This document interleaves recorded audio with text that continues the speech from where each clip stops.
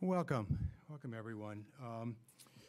It's my great pleasure today to introduce Paul Brest, who is president of the William and Flora Hewlett Foundation, which is one of the largest philanthropic organizations in the world. This foundation is dedicated to solving social, educational, and environmental problems, both in the United States and abroad. Before joining the Hewlett Foundation, Paul was a professor at Stanford Law School, and then was dean of the law school from 1987 to 1999. Paul received an AB from Swarthmore College and then an LLB from Harvard Law School. He served as a law clerk to Judge Bailey Aldrich and then Supreme Court Justice John M. Harland. And after that, he did civil rights work with the NAACP, Legal Defense and Educational Fund, in Jackson, Mississippi. And then he joined Stanford Law School, a faculty member in 1969.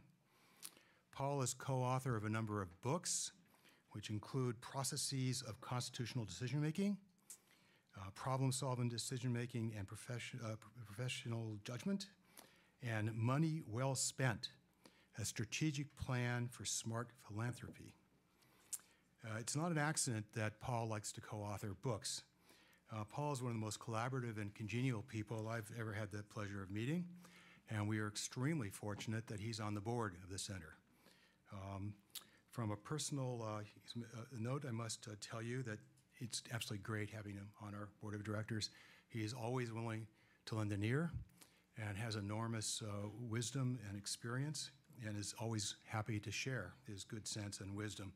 So I'm just delighted that he's the very first person to give one of our game-changing lectures here at CASBS, which will be a quarterly event.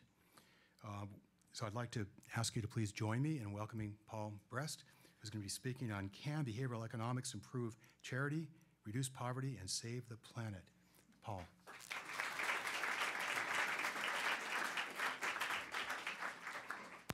If you asked any of the co-authors of the books you mentioned or other articles that I've written, you might have a different story about how easy a collaborator I am, but that's a different subject. Maybe for the reception. By the way, I am not, as you can tell by the affiliations, I'm not a social scientist by training. My only claim to be a social scientist is having once been a fellow at the center a long time ago. And I'm self-taught in the areas I'm going to talk about, although one of the advantages of being at a wonderful research university like Stanford is you can rely on colleagues from other departments to fill in gaps. And the textbook on problem-solving, decision-making, and professional judgment, which is designed for to be taught in the law school and in a public policy program, really is extremely derivative. I have not done any original research in this field. There are people here who, on any of the particular subjects I'm going to touch on, know more than I do, and I'm very willing to be corrected in any event, very willing to be stopped at any point with questions or comments. If I don't get to the end of this is just fine with me. A brief roadmap about where I'd like to go. I'm going to talk very briefly about a distinction. These are Cass Sunstein's and Dick Thaler's words, econs versus humans.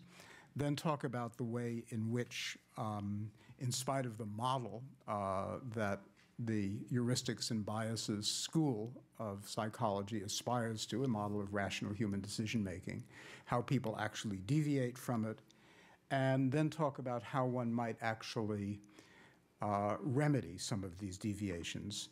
Behavioral economics tries to remedy the deviations by, in effect, acknowledging them and working with them, fighting fire with fire, as it were. If we have time, I'll also talk about the possibility of debiasing that. But quickly, econs versus humans. The economic model of decision-making, model of rational decision-making, assumes that people maximize their utility through choices, that they have stable preferences. The preferences are not created at the moment, that they choose the optimal amount of information in order to make a choice, and that people's preferences are revealed by their choices. And the main methods of influencing behavior under the economic model are incentives, taxes, and penalties. So if you think about, there are an infinite number of theorists and practitioners in theories. I chose Adam Smith, Friedrich Hayek, and then I was looking for a practitioner. And so Mary Shapiro is head of the Securities and Exchange Commission. I suppose if there's somebody committed to making markets work, the SEC probably is a good example. The model of humans is not a normative model or a prescriptive model. It really is a descriptive model about people, how people actually behave. People want to predict what their utility is, but they're not always very good at doing that. So their experienced utility sometimes ends up being quite different. That people's preferences are affected by the way in which choices are framed. People are also influenced strongly by social norms. And unlike a rational model that assumes pretty unlimited cognitive ability, we have limited attention, limited cognition, and especially limited willpower. I don't think anyone in the behavioral economics or judgment and decision-making school thinks that incentives and penalties don't work at all, but there's a suggestion that in addition to incentives and penalties, that the way in which issues are framed, to use the title of the Thaler and Sunstein book, the way that people can be nudged in order to make decisions other than through incentives. If you think about the theories and practitioners that underlie this line of work, Herbert Simon, who won a Nobel Prize for his work on essentially bounded rationality, showing how individuals and organizations don't optimize because they don't have the cognitive power, in the case of organizations, the organizational ability to optimize.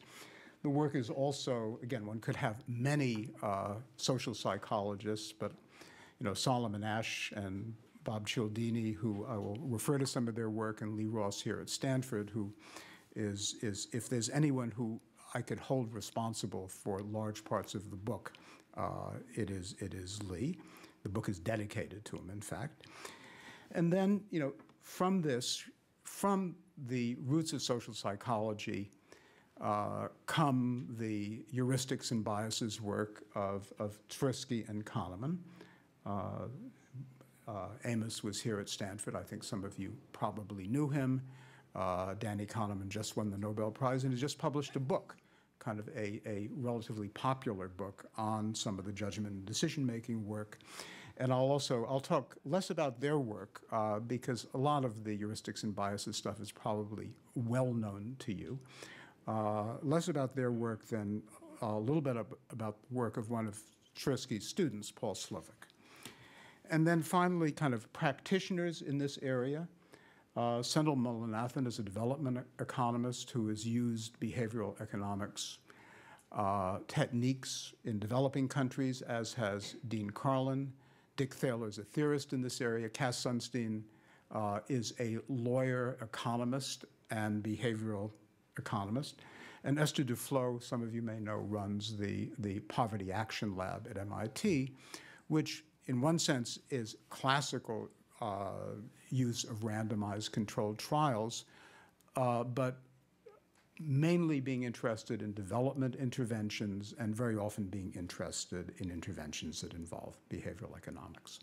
So those are just some of the people who I am borrowing and stealing from. So a word about the Heuristics and Biases School, which I'm not going to talk about very much, but kind of one of the underlying pieces of this is, you can think of it as a metaphor, although there's some brain imaging research that suggests that while they're not two parts of the mind, that there may be different parts of the mind that work in the so-called System 1 and System 2 ways. But a sort of basic principle of the Kahneman and Tversky and judgment decision-making school is that almost everything we process begins at an unconscious, intuitive, fast level, And it's pretty easy, where our brains are wired to do this. But then once in a while, and going back to Herbert Simon, we don't have the capacity to do it more than once in a while. We take something that comes through this automatic intuitive processing and actually reflect on it. And that's effortful, which is why we can't do very much. It's self-conscious. And in effect, if there's a single, if one can reduce the heuristics and biases school to a single notion, which is probably unfair, it is that system one works most of the time. Tversky and Kahneman don't tell a adaptive story. They don't tell an evolutionary story. But if one were going to tell one, it's that these intuitive processes work much of the time. They fail sometimes, and when they fail, at our best, we correct them through cognitive work, and at our worst, we fail to, and we make mistakes. So rather than talk, as I say, about some of the classical judgment and decision-making, because I'm going to jump into some other phenomena. And one is we'll come back to some of the system one, system two stuff over time. One of them is, when are data evaluable? Some data are intrinsically evaluable. If we are extremely tired or extremely hungry or hot or cold, we don't need any outside source to evaluate it. But a lot of other stuff is. If you're buying your fiancé a diamond ring, there's nothing other than looking at what other people have bought in number of carats of diamond rings to know how to evaluate it. The only way you can evaluate a fancy piece of designer luggage or clothing is by knowing how it's valued by others. So here's kind of a little experiment. Here is some ice cream in a cup. How many of you think that this is, looks like a pretty good deal in terms of, buying this ice cream, say, for $1 or $2? You don't need to answer, but think about this. And now compare this ice cream. Which one seems the better? Well, if you look at many people think that the overfilling cup looks better, because how do you evaluate a chunk of ice cream? Well, you're given one thing to evaluate it compared to, which is the size of the container. And, it turns out the experimenters designed this. And indeed, one of the interesting things, if we have time, since many of you are very thoughtful about methodology, is some of the methodology of the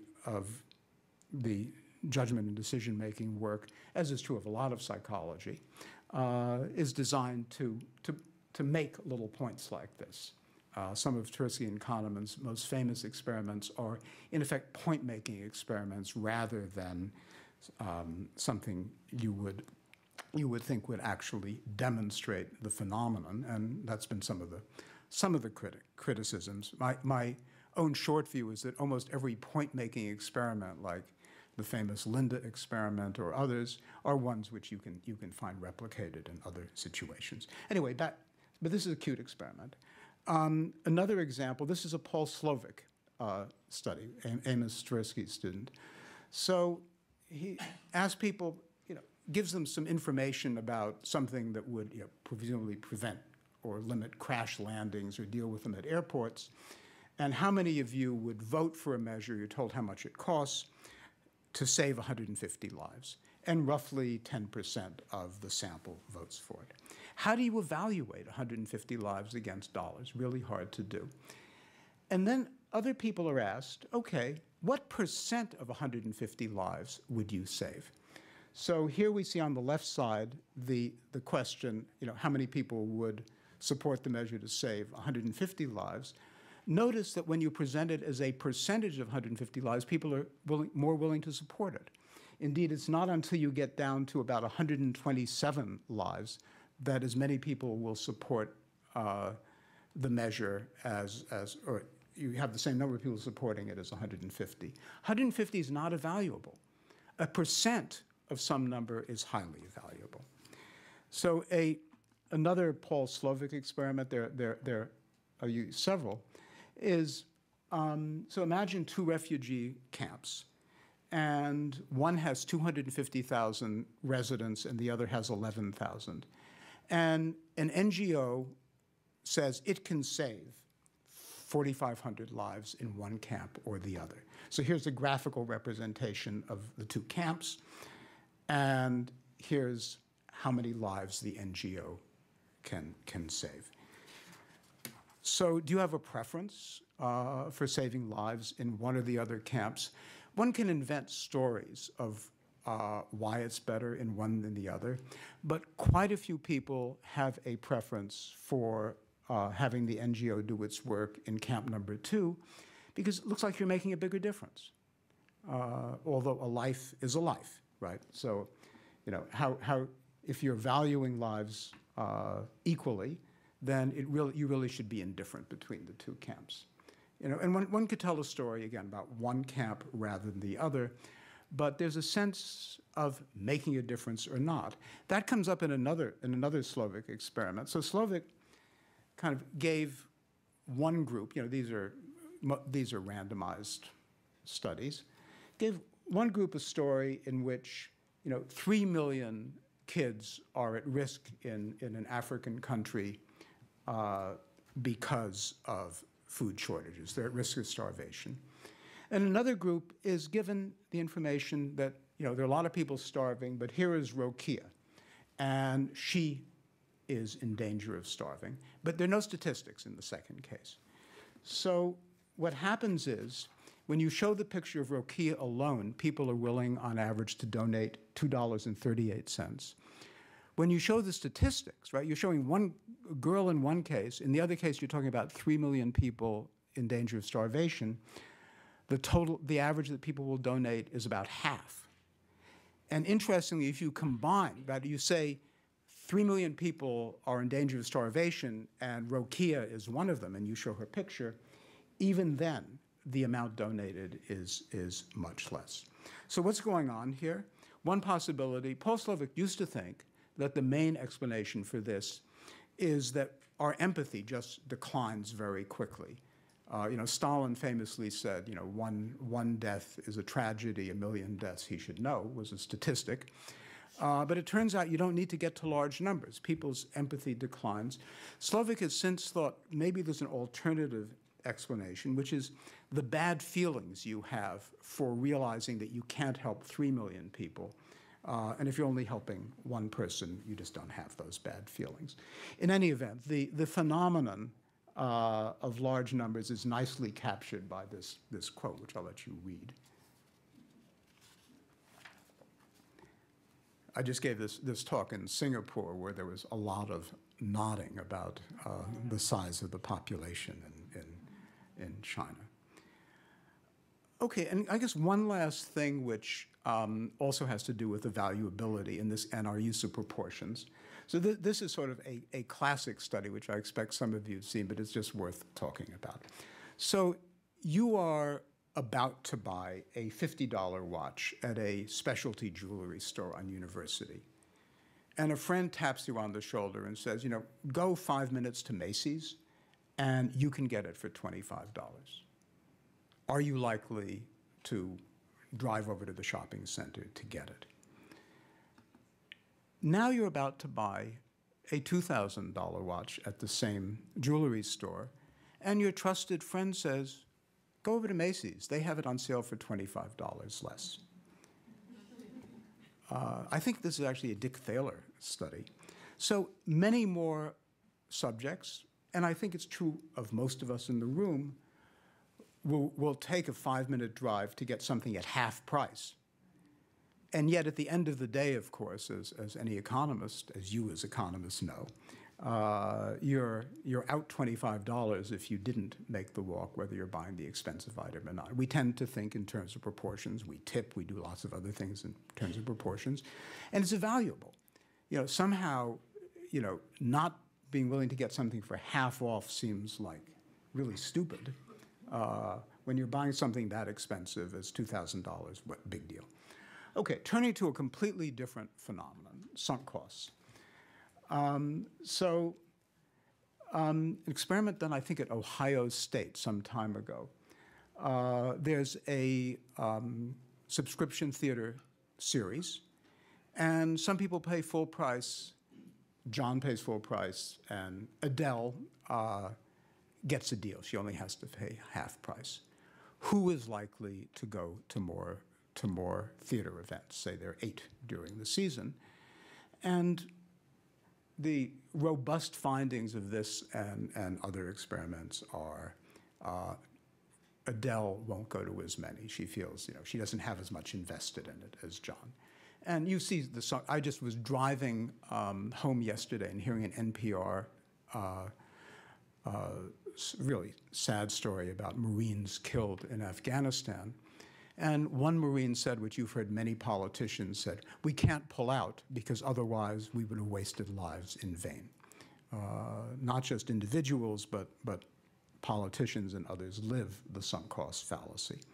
So I'll come back to that. And another phenomenon, and this one more in the social psychology than the JDM realm, or there may be both. We tend to be very impatient and we have trouble deferring gratification. So many people will not pay a little bit more for an energy efficient refrigerator or air conditioner that'll actually pay for itself in electric costs in a year or two. People have amazing discount rates. So asked whether $100 today or $200 in a year, a lot of people will take $100 today. If you're asked, would you take $100 in a year, so it's not immediate, or $200 in 2 years, many people will wait. And it's just worth showing you a few moments of this classic study, which by Walter Mischel, who was at Stanford until a few years ago. Let me see if I can get it actually to run. Whoops.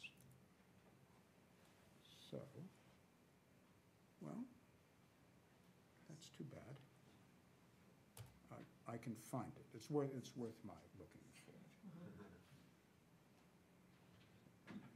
Stuff here.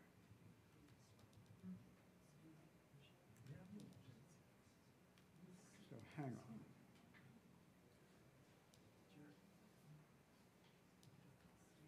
Well, maybe it's not worth finding.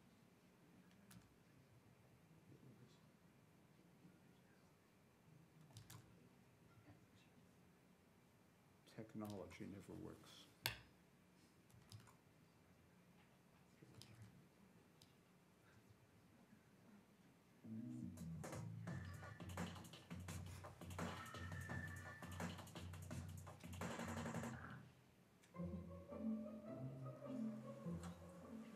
Okay, sit in that chair.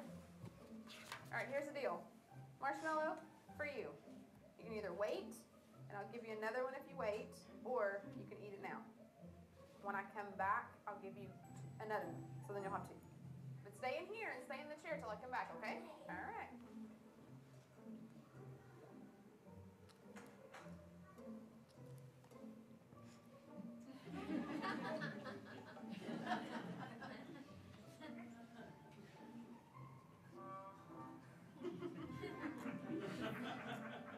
I'm gonna go do something, and then I'll come back.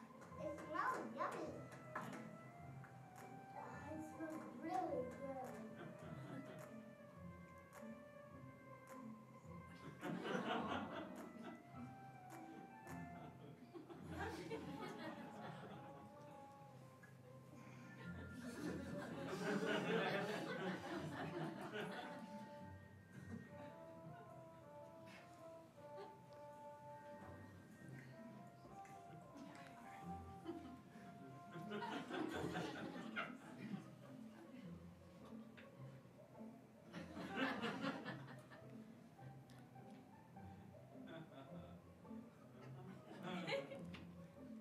Well, you get the point.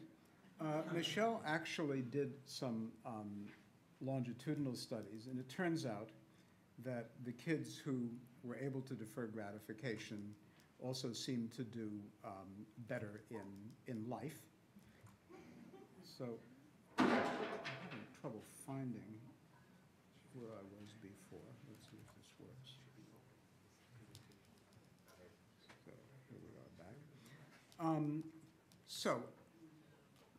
No, we'll come back to some of these. I mean, again, I'm running through a lot of phenomena, mainly to hope that we can talk about solutions at some point.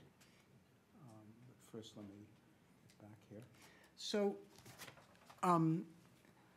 I think maybe the most important and disconcerting for economic theory of Kahneman-Tversky's work is prospect theory, which, under any rational economic model, any potential gain or loss is measured by how it affects your overall wealth or well-being.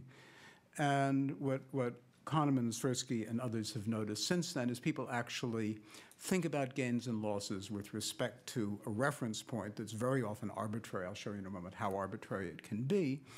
And that they experience the same amount of loss much more painfully as an equivalent gain. It's captured by the idea, the phrase that losses loom larger than gains. Giving up something is more painful than getting the same amount.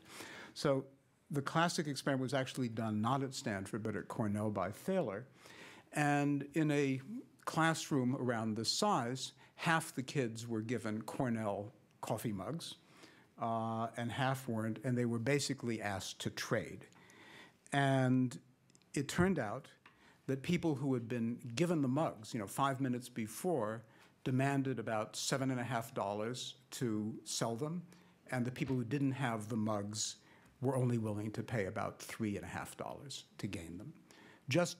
And there have been subsequent experiments where not even owning something, just touching it, gives you the sense of entitlement, that you don't want to lose it. I was just actually at a meeting on Thursday, a meeting of small foundations, and there was somebody who just got absolutely, thought it was an entitlement that the charitable deduction remained the way it is. And it was a matter of liberty. This was a group of conservative foundations where everything becomes a libertarian issue. But I said, what if there were no charitable deduction, or what if it were half of what it is today? Would you argue as a matter of liberty it should be what it is? And it seemed to me, I was halfway through the argument, I realized this is prospect theory, right? He takes the existing level of charitable deduction as a reference point, and the loss of that just feels really salient. It's also maybe an example of the biases and heuristics phenomenon of anchoring an insufficient adjustment. You kind of have a number, and it's very hard to think of some other number being relevant. And then, well, not quite finally, a phenomenon, again, I didn't choose these because they were done at Stanford, but this actually was done by Sheena Iyengar. I'm not sure how to pronounce her name. She's now Iyengar, a social psychologist at Columbia when she was a graduate student here. And the study was actually done at Draeger's in Menlo Park. And people walking into Draeger's either saw a huge number of fancy preserves or a small number, and they were asked to taste either a lot or a few. And the people who were asked to taste a lot of them were less interested when they were given a $1 certificate that you could then go back in the store and buy one.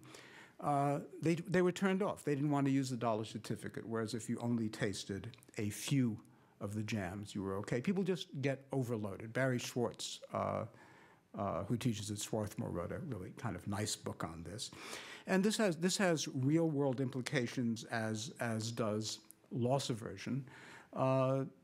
People faced with a lot of choices for, say, retirement plans, a lot of different options for where to invest, tend to just forget it. Whereas if you have fewer possibilities, you're more likely to sign on to a retirement plan. And then, and I'll end this with my last video and then turn to solutions. So this is the famous experiment done by Solomon Asch. You look on the one in the line in A, and you ask which of the lines in B matches, and it's pretty obvious. And the experiment he did was you have the confederates of the experimenters who are sitting on the side and the subject in the middle, and they're all asked which line matches, and the confederates say it's the one on the right. And you can see the subject looking a little bit puzzled. And in experiment after experiment, the subject eventually gives up. So rather than go into the details of that, I'm going to show you another clip, which somebody's, oh, here we are. One of the really great social psychologists of modern times. The gentleman in the elevator now is a candid star. These folks who are entering, the man with a white shirt, the lady with a trench coat, and subsequently one other member of our staff will face the rear. And you'll see how this man in the trench coat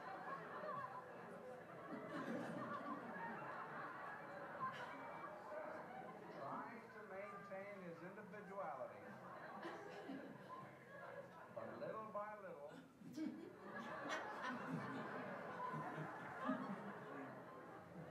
looks at his watch, but he's really making an excuse for turning just a little bit more to the wall. Now we'll try it once again. Here's the candid subject. Here comes the candid camera staff, 3 of them at least. And this man has apparently been in groups before.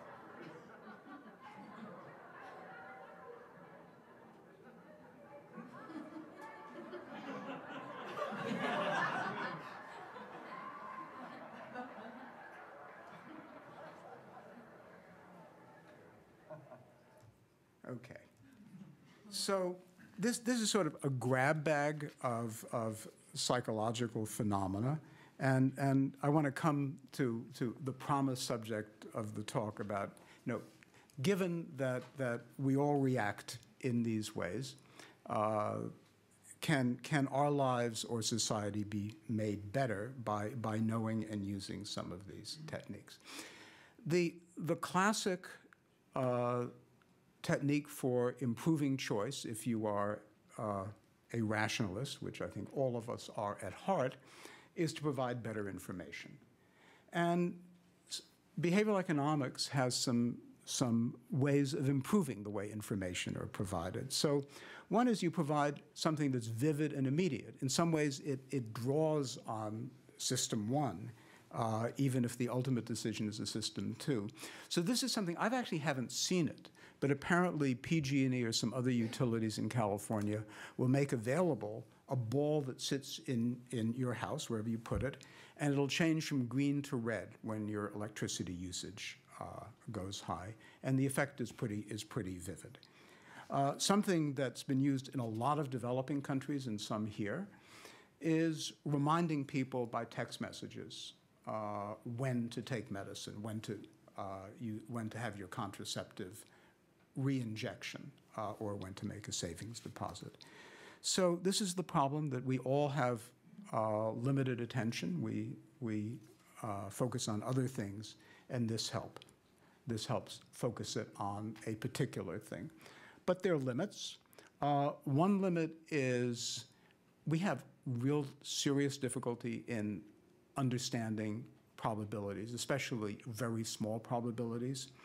So it's a kind of tenet of toxicology that it's the dose that makes the poison. Sometimes something that is good for you in a very small dose then becomes toxic. But if somebody tells you, the likelihood of injuring yourself is 1 out of 1 million or 1 out of 10 million, that just doesn't compute with anything we know in real life. So the information there is not helpful. And then there are other cases. I mean, the fact that we are only boundedly rational means that there's a limited amount of information we can handle. Some of the system 1 heuristics which seem very strong, and then simply bounded willpower. This is the marshmallow issue, which we all face. So information can be helpful, but but they are limits. So I thought I coined this term, and then of psychological jujitsu, which is kind of how behavioral economics will take your own forces, or your opponent's forces, in the case, your worser self, and balance them in the way that jujitsu does. It turns out I looked on the website, and somebody not only has the phrase, but I think has trademarked it for some psychological improvement, but not this, of course. But I'm going to still use it. So, this one's easy, right? This, given what we know about the individual or statistics, if you're raising money for a charity, this one's really easy. Don't give your target audience statistics. Show them, a starving girl, or rather than statistics about global warming, show them a polar bear cub stuck on an ice cap. We talked before about sunk costs, about the more you have sunk, the more you are likely to stick to something. Well, we use this for our own self-betterment all the time, right? So if you really want to exercise, you don't go to the gym buy a daily subscription. I'm not even sure you can anymore to the gym. You buy a year subscription, and then on a particular morning when you feel like not getting out of bed, you think, gosh, I paid for this, I better use it. This is a study done in South Africa. They were trying to provide very low, small loans to people at low interest rates. And they sent out various flyers changing the interest rates. So it was a large-scale randomized study with different interest rates. And then somebody said, what happens if we have a picture of a pretty woman on the flyer? It was the equivalent of, I think, a 40% lowering of interest rate. Like many of these techniques, by the way, this can be used for good or bad. These techniques are kind of morally neutral. Social influence, the marshmallow and the elevator. So my wife and I were living in Palo Alto while we had our house remodeled, and we got this bill last winter. Right? It showed our power consumption compared to our neighbors. It didn't actually have the little frowning face. It didn't need to. We figured that out. Of course, being good academics, we immediately thought, like, we have a 2-bedroom apartment, and most of our neighbors have 1-bedroom apartments. But the message got across. Social norms are strong. That actually comes from some work by Robert Cialdini, as does this study. You've all been in hotels where you're asked to recycle your towels. And Cialdini and his colleagues wanted to know what would make people be most likely to recycle their towels. And the sometimes called conformity, sometimes called social learning, whatever phenomenon is, you want to be like other people. I mean, that's how we learn norms. So they did experiments where they said, 75% of environmentalists recycled their towels.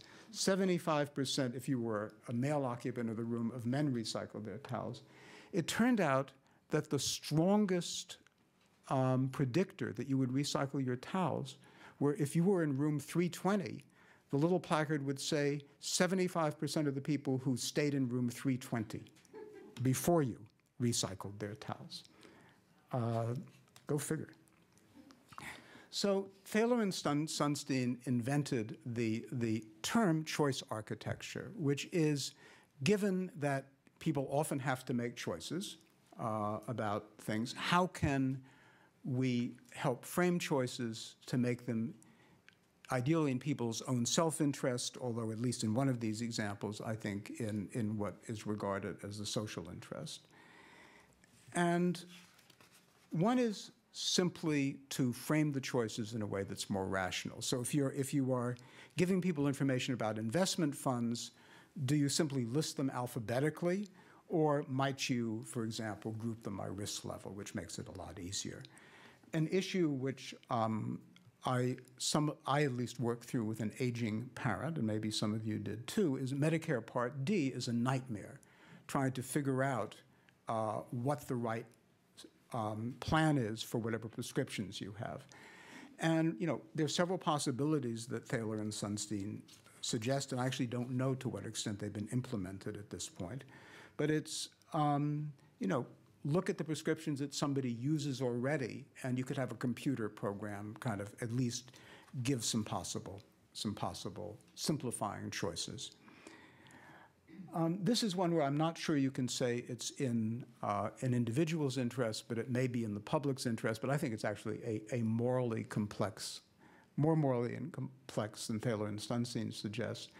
So I forget how it works in California, but when you sign up for a driver's license, I think you can sign something saying, if I'm killed in a car accident, my organs can be donated. And that's the way it is in Germany, for example.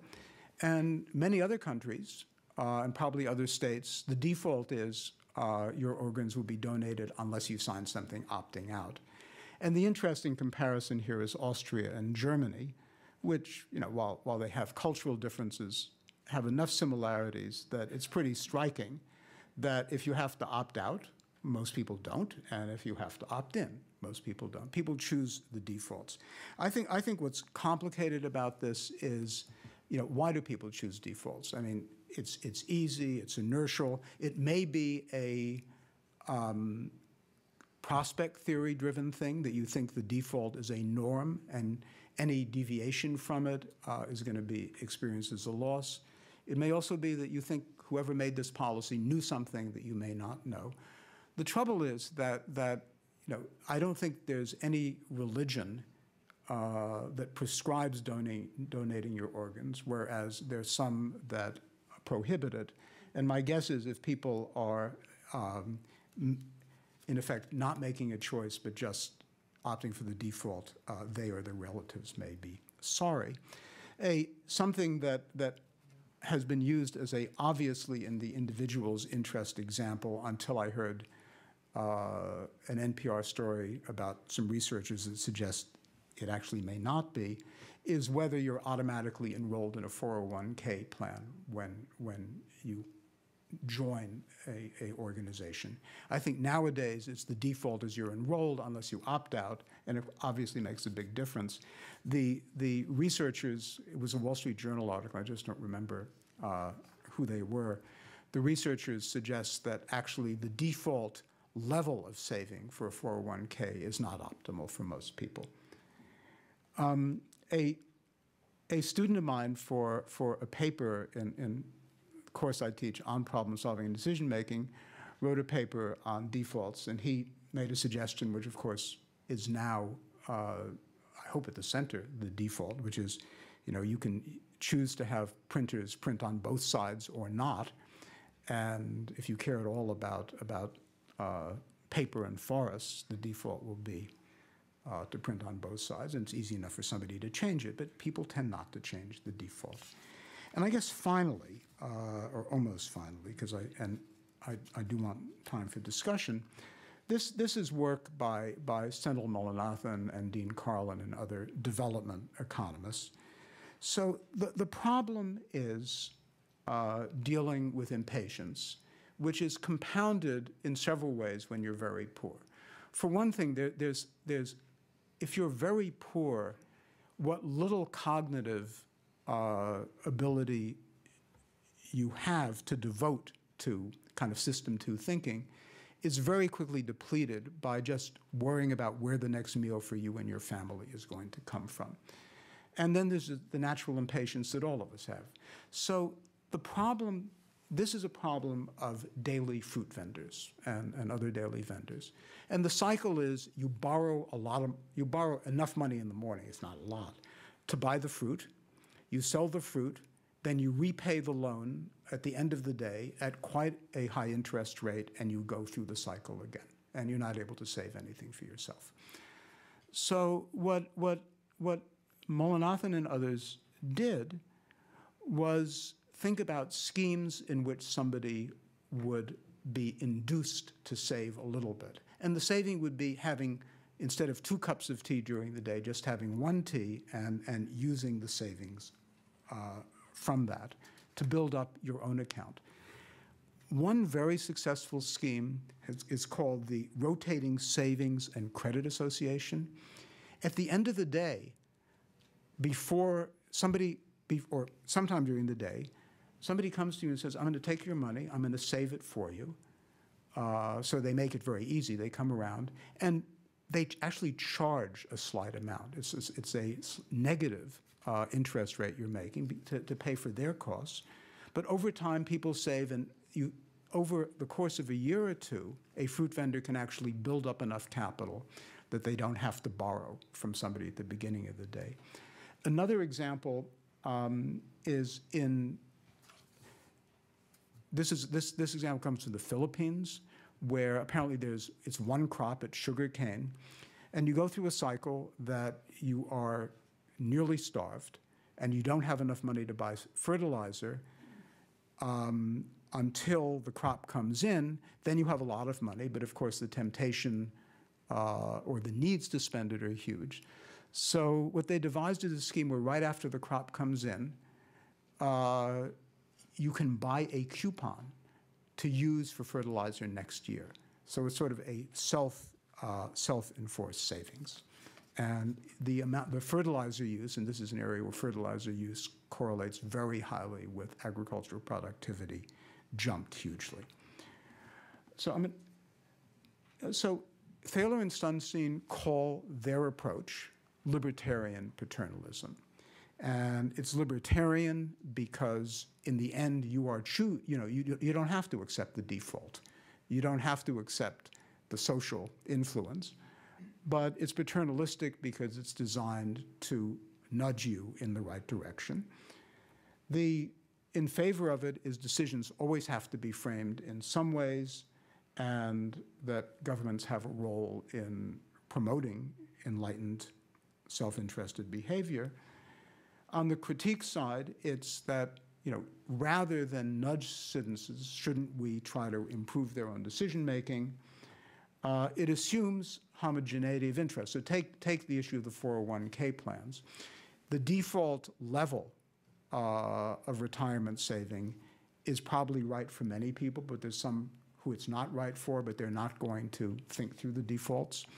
And maybe for some people, it doesn't make any sense to have a savings plan at all. So it assumes that.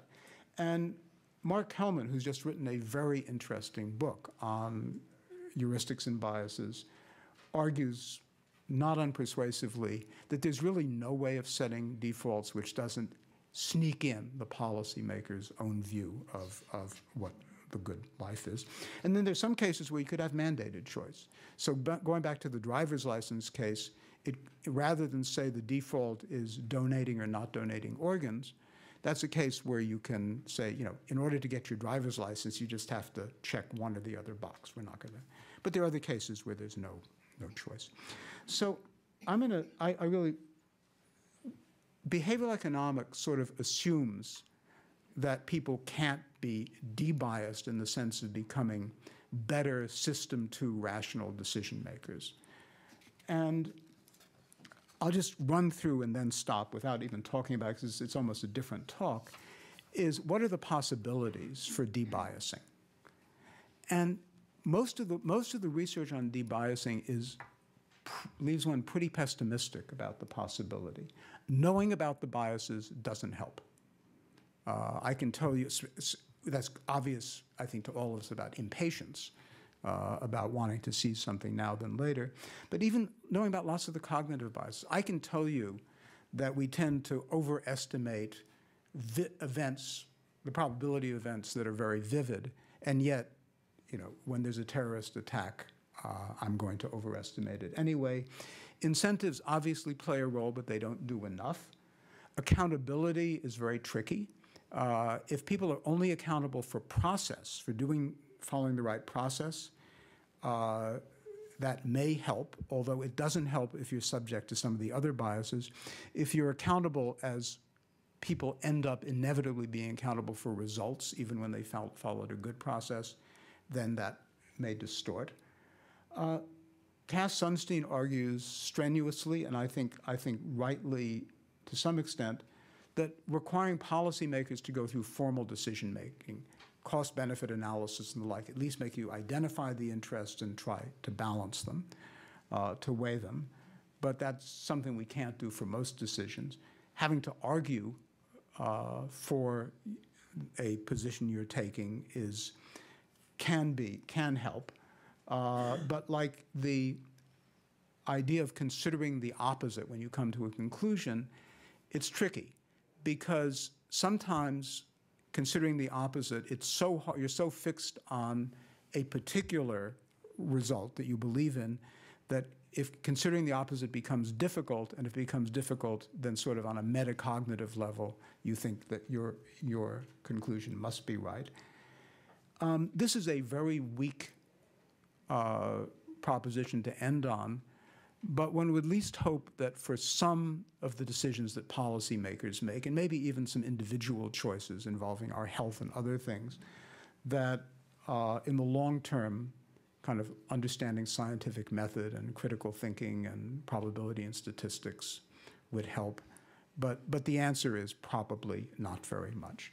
I was going to leave you with the question, but I'll just leave this on the screen. But let's just talk. So the Hewlett Foundation's our single biggest investment is in trying to reduce climate change by reducing CO2 emissions. And it's an area which seems almost impervious to behavioral economic techniques. Kind of everything, just none of the good nudges that Thaler, Sunstein, Mullinathon, and others suggest seems to work in this area for some of the reasons I've listed.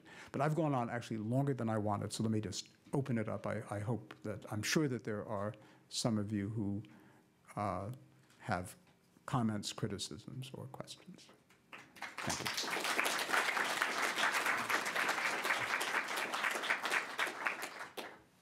Yes, and back, and then you. Well, thanks for that talk. I really enjoyed it. And reading, I should say first, I'm a historian, not a psychologist, but I have been reading about these kinds of studies for a long time. And I have to confess, I'm always struck with a deep sense of unease when I read them. Because I feel like, for many reasons, but one is that I feel like the assumptions they make and the conclusions they draw are sometimes dubious, and then they go on to make policy recommendations which may be based on questionable assumptions. So let me just revisit three of them that I wonder about. If you have $2,000 to spend on a watch, probably don't care about $25 in savings. Maybe I'm missing the point of that experiment. If you're just thinking about what you're going to do, people are just presented with what they might do, then it's not really a real experiment. But if they were, in fact, watching how people behave, who had that money to spend, were in those real life situations, then maybe it tells us something. So I need to know more about how the experiments were designed. The prospect theory one always strikes me as problematic when it gets translated into other realms. In market decisions, financial markets, it's very clear where the domains of gains and the domains of losses are clearly delineated. But I've seen other scholars use prospect theory in places like understanding international politics, where I think it's very unclear to the decision maker whether something is in fact in a domain of gain or loss, such as President Carter's decision to try to rescue the hostages in Iran and take that risk. There's been an analysis done of all kinds of decisions like that. And I don't think that's a good, I think it's a very dangerous use of these kinds of things. So what I'm saying is I'm concerned about the applications of them. Third, the JAM study I've always wondered about, and again, maybe I just didn't get what was really going on there, but it's always struck me that the people chose to buy those four jams, one of those four jams in Draeger's, because they were being recommended to them. People like to be either told what to do or like to be recommended, have something recommended, like we like book reviews or movie recommendations. It saves us time, and it's more interesting when you recommend 24 different jams, it's too much. Maybe there's a twist there that I'm not getting. But anyway, what I want to get at is, I think if the nudges really do work, they're great, and I'm all for it. I think it's a wonderful thing. It helps build a better world and produce better outcomes.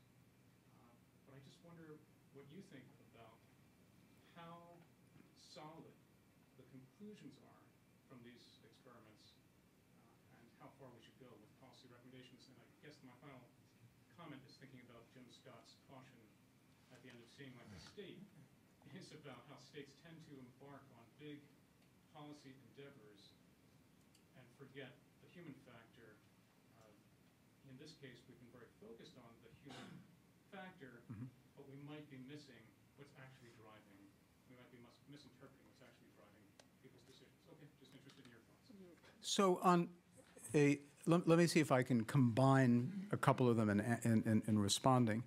First of all, so many of the psychological phenomena are so situation specific that I think it's very dangerous to kind of think, okay, now we understand prospect theory and we can apply it to everything. Indeed, you can vary the situation very slightly, and all bets are off. So I think the most you can say for many of the psychological phenomena is they give you a hypothesis about what might work in a particular domain, how behavior might be affected, but then you really have to see how it works in that domain. They're really very untransportable, I think. That said, and then on prospect theory, I mean, the whole idea of the reference point is going to be subjective. So the idea of somebody making international policy based on prospect theory makes an assumption that there's some group of important constituents or players who all have the same reference point. And in some ways, that's just what prospect theory was so frustrating to economists about prospect theory, because different people have different reference points. This is an area which has intrigued a lot of people in law and psychology, and you can change the reference point by a starting bid in negotiation. Jared could probably talk about. I know he could talk about this because he knows this area very well. So the idea of making. I just didn't even know how one would begin to think about international policy in this respect. And on the jam example, it's not clear why being able to choose among a smaller, clear to me why being able to choose among a smaller number of jams is more of a recommendation. I mean, I guess the fewer they are, the more it may be a recommendation.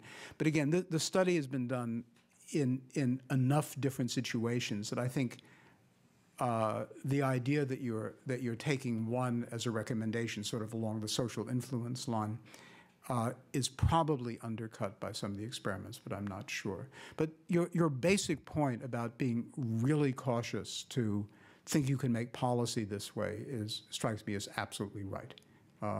It should make you thoughtful about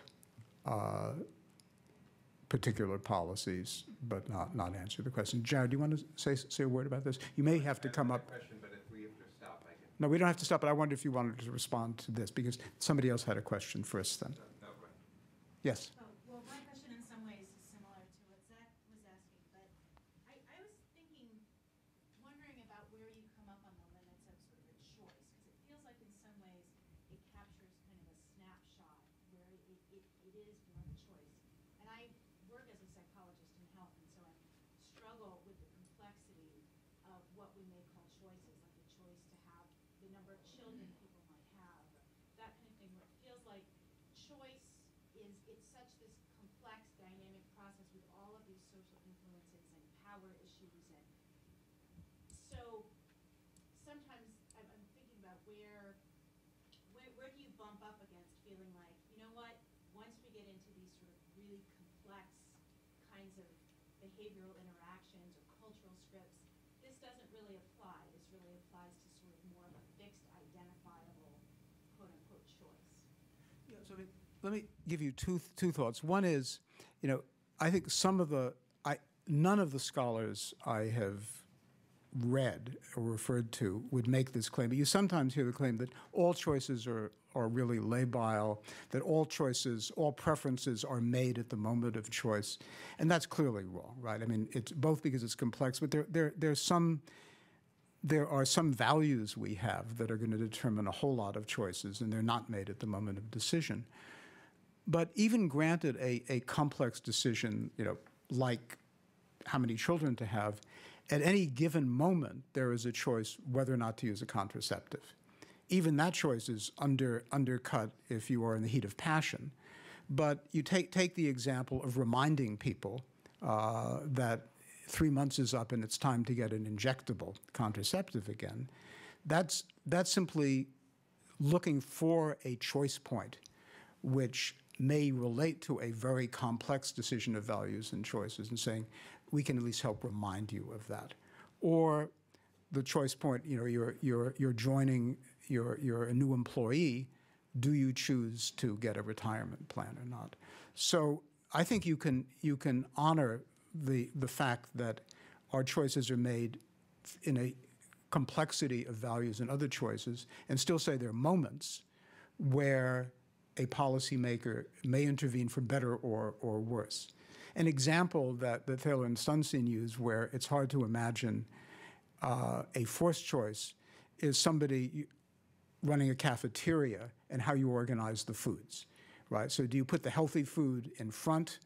Do you put the food that's most popular in front? Do you put the food that's going to make the most money for the cafeteria in front? And while somebody's dietary choices in the long run may overcome that, at any given moment, given how many of us are on the margin when we see the marshmallow in front, it may affect that. Jared.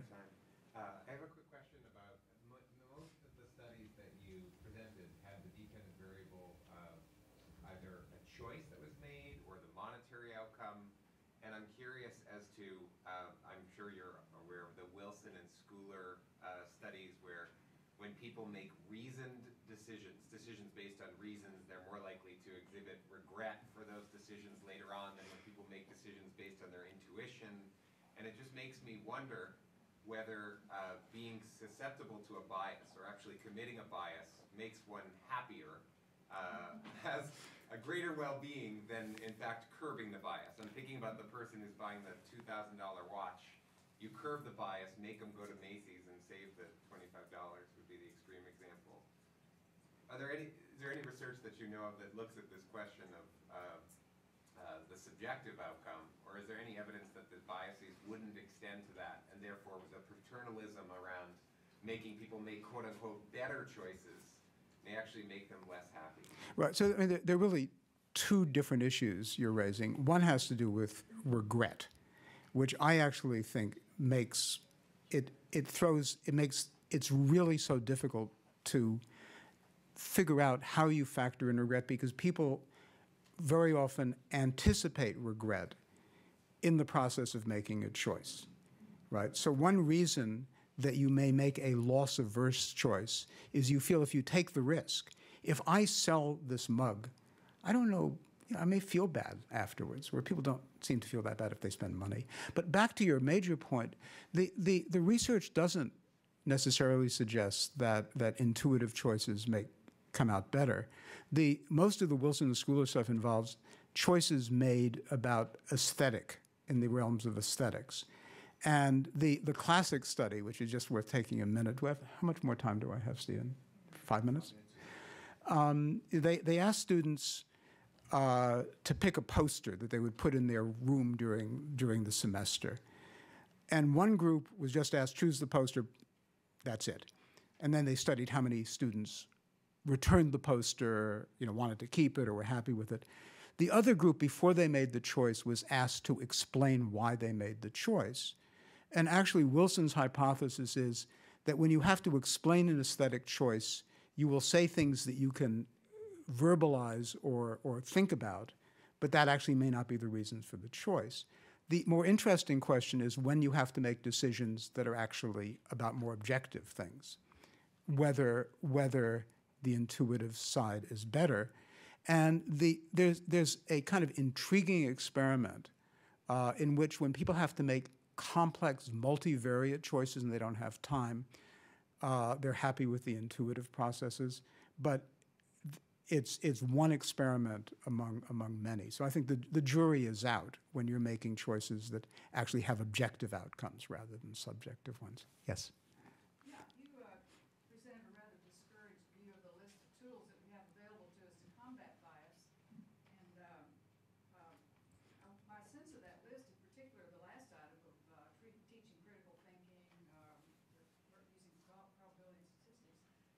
tools themselves are subject to bias.